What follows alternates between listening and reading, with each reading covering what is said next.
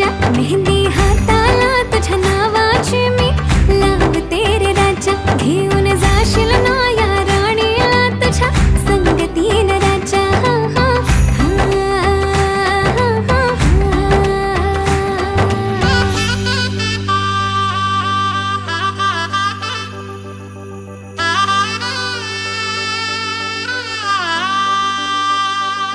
सजली ही नवरी बाई नवरोबासाठी ग, गाली हळदी चाले दिसते किती गोड ग.